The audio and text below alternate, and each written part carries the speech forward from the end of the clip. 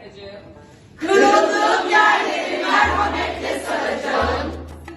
Sınırlarımı şefkatle çizeceğim. Sınırlarımı şefkatle çizeceğim. Çünkü kırıldığım yer, Kendimi tanıdığım yerde. Mutluluk öğrenilebilir mi? Evet. Nasıl öğrenilir? Mutluluk kahkaha nefesinde. Mutluluk öğrenilebilir. Mutluluk öğrenilebilir. Nasıl mı? Nasıl mı? Mutluluk kahkaha akademisiyle. Mutluluk kahkaha akademisiyle. Mutluluk kampı 5'teyiz. Mutluluk